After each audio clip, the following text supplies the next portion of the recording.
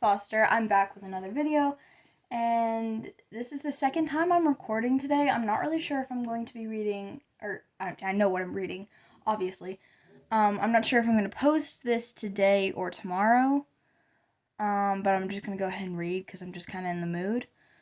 And I'm going to be reading Places We've Never Been by Kasie West, as always. So, I'm going to be reading Chapter 8, so I'm just going to get into it now. Chapter 8. Zion Hill National Park in southern Utah felt just as hot as Death Valley had, but it was gorgeous.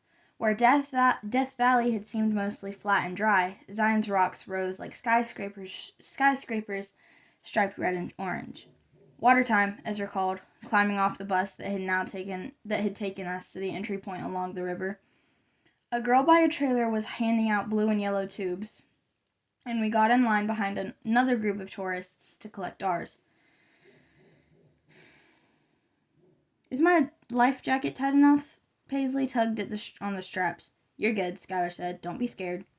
She rolled her eyes at him. I'm not scared, stupid. The guide said this was like a lazy river. Why would I be scared of that? Stupid? You calling me stupid? He took her in a headlock, and she screamed and smacked his back. He let her go with a laugh. You put sunblock on, right? Mom asked. Yes, I said. Lots. You too, Ezra? Yes, Mommy, Ezra said, like he always did when he felt like he was being treated like a child. Hey, she said, when I don't ask, you get fried. What about you, Austin, Skylar, Paisley? I laughed. She's your mom too now, I said. Olivia hadn't joined us for the tubing. She'd wanted to do some shopping and said she would meet with us for lunch after. Yes, we did, Austin said. Thank you for the concern, Miss Simons. See, kids, that's how you respond to that question. Kiss up, Ezra said, punching Austin in the arm. We got to the front of the line, and Ezra said, I got your tubes, Mom and Nora. He looked ridiculous trying to carry three big tubes that he could barely walk with. I can carry my own tube, I said. So can Mom. As I handed it to her, I had the sudden thought that maybe she couldn't. Did the secret everyone was keeping from me have to do with her health? She wouldn't be floating down a river if she couldn't carry her own tube, right? She took it without argument, easing my temporary bout of anxiety. I was just trying to be nice, Ezra said. Am I not allowed to be nice? I patted his arm. My abilities do not detract from yours, Ezra. The guide raised his hand in the air for everyone's attention. Remember, about an hour and a half downriver, you'll come to the takeout site. Keep an eye out for our signs, but most importantly, have fun. The water was colder than I thought it would be as we stepped in to launch ourselves, but after a few minutes, I became accustomed to it. Right away, I realized that no matter how lazy the guide said the river was, it had a mind of its own. We should have linked hands or something because we were quickly becoming separated. Ezra, wait up, I said, paddling to the side on the sides of my tube. This would be a perfect opportunity to talk to him. I reached out for his hand as I got close. He looked back and put his hand to his ear, pretending not to hear me. What? He was just out of my grasp, so I stretched out my leg. Grab my foot! My ability to float the river does not detract from your ability to float down the river. I believe in you. He gave me his annoying smile and paddled forward. You are such a punk! I kicked, splashing him. He laughed and paddled toward a current off to the left that swept him further ahead. As our tubes sped across the river, they reminded me of the game Frogger, a classic. I tried to think of variations of that game that hadn't been done, but after a while I gave up and relaxed back in my tube, letting go of my irritation with Ezra. The journey was scenic as we were carried through canyons and by trees that seemed like they wanted to be in the river too. With the way their roots crawled down the bank. The journey was scenic as we carried through canyons and by trees that seemed like they wanted to be in the river too. With the way their roots crawled down the banks, dipping their branchy toes into the water. The sun beat down on my shoulders and I laid my head back, letting my hair drape over the edge and into the water. I must have closed my eyes because after a while they snapped open and a jolt jerked me upright. I had collided into a stranger's tube. Sorry, I said. No problem, the guy said, flashing me a smile. He looked around my age with dark hair and friendly eyes. I waited for the water to send us apart again, but instead it was like our tubes had been glued together in the collision. I tried to paddle away, but made no progress. This isn't awkward at all, I said. He laughed. You here alone? I nodded behind us. No, I got separated from my group. Welcome to the Olivers family, a woman on the other end said. I smiled her way. Wow, you take new members so easily. The river forces us all to make friends. We can't disappoint the river, I said, even as I was begging the river to send me on my way. Up ahead were some small rapids where we would probably pick up speed. Here, I said, maybe I can shove off your tube. Maybe if we both kick off each other's, he suggested. Yeah, let's try that. We placed our feet on the side of each other's tube. 1, 2, 3. I gave a hard push, but his shove must have been twice as hard because my tube toppled over backwards, flipping me. The cold water shocked me as I went under with a scream, and then popped right back up again as we hit the rapids. My tube was launched ahead, and I knew it was pointless to chase after it, because in seconds it had traveled halfway to the bend ahead. Here, the guy reached out, and I grabbed hold of his hand. He dragged me closer, and I clung to the side of his tube. Are you okay? Yeah, I'm fine. I needed to pee anyway. I'm totally kidding. This is why you don't have a boyfriend, Nora. As my tube rounded the corner ahead, I sighed. What's your name? He asked, obviously realizing he was stuck with me. I'm Nora. I'm Ty. I did not want to spend the next hour and 15 minutes clinging to the side of some stranger's tube, even if I did know his name, and even if now that I was much closer to him, I saw just how cute he was. Golden brown skin, thick lashes, toned abs. Willow would love this. She knew how to talk to strangers. Where are you guys from? Arizona. Arizona, he said. You? California, I answered. Oh, nice. Beaches. Not really. We're right in the middle of the state, so more like farmland. Oh. I glanced over my shoulder, and with a rush of relief, I saw Skylar gaining on us. There's someone from my group, I said. Skylar! Skylar didn't see me at first, so I lifted my hand and waved. He looked at me, and it took him a moment to register the situation. When he did, he seemed even more confused. Just get over here, I called out. He flipped onto his stomach on the tube and used his hands to paddle on either side like a surfboard. I should have thought of that. Making friends, he said when he reached us. The river chooses our friends, Skylar, I said, transferring myself from Ty's tube to Skylar's. My knees scraped along the rocks as I did. This was not a very deep river. It was perfect for tubing, not for being dragged by a tube. Bye, Nora, Ty said as we finally went our separate ways. I waved and smiled, then grumbled, thanks a lot, water. What's that? Skylar asked with a smirk. Now you have another embarrassing story to share over dinner, I said. His smile slipped off his face. It had been a joke, but I realized my voice sounded more irritated than I meant for it to. He twisted back into a sitting position and, like me, analyzed the one-person tube.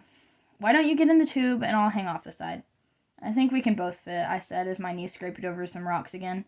I sucked air between my teeth. I won't get cold, he said. No, it's not that, although it was getting cold. It's just shallow. It's just too shallow. Oh, yeah, okay, well, get up here. Easier said than done. Here. He grabbed me by the armpits, and as he pulled, I tugged until eventually I was over his lap in the tube. Okay, just steady it while I twisted and sat on the opposite way of him, knowing that was probably the only way we'd really fit. And we did, just barely. We faced one another, my legs hanging off the tube to his left, and his legs hanging off the tube to my left. Yeah. We both had our hands in our laps, but after a few minutes of shifting and balancing and adjusting, we ended up draping our left arms over each other's knees. You good? He asked. I'm good. You? Yeah. We rode in silence for several minutes. It was weird being this close to Skylar after all these years. He wore a tank top, maybe for warmth, because it didn't seem like he had anything to hide. His arms were massive, but then again, I was used to his gangly 13-year-old arms. Also new was his scruffy sideburns and leg hair. "What happened?" he finally asked. "Where's your tube?" I looked away, realizing I was probably staring. I got flipped and it got ahead of me. "We can keep an eye out for it." Okay. We hit another pocket of rapids, and water splashed up onto my back. I let out a small squeal. Skylar seemed to find humor in this. "It's cold," I said, reaching over the side and sending a splash his way. He grabbed hold of my wrist with a laugh. "Don't, brat." I squeezed his knee with my free hand, knowing his ticklish spot, and he laughed and released me. His eyes shot to my side, my ticklish spot, and I squealed again before he even made a move. He averted his gaze and kept his hands to himself. The water settled again, and we slowed, silence taking over once more. "You should have told a story on me at dinner," he said after a few minutes. "You have a million." I hadn't wanted to. He trusted me not to embarrass him for years. I didn't want to destroy that trust now, even though he didn't feel the same. Yeah, I should have. We floated by some large rocks sticking up from the middle of the river. Once safely around them, Skylar asked, "What's Ezra doing these days?" We were trapped in a tube together, no way out for at least another hour, and that's the question he wanted to ask me? "You want to make small talk?" It was just a question. "So your answer to my question is, yes, you want to make small talk." I folded my arms across my chest. "I don't know, Nora. I just want to get through this, I guess." "I didn't realize this vacation was a torture session for you." "It's not." "So you meant talking to me. You just want to get through talking to me." Now you're putting words in my mouth. "Well, you sure aren't putting any there." "And you are?" he said, obviously irritating. "You're avoiding every question I ask."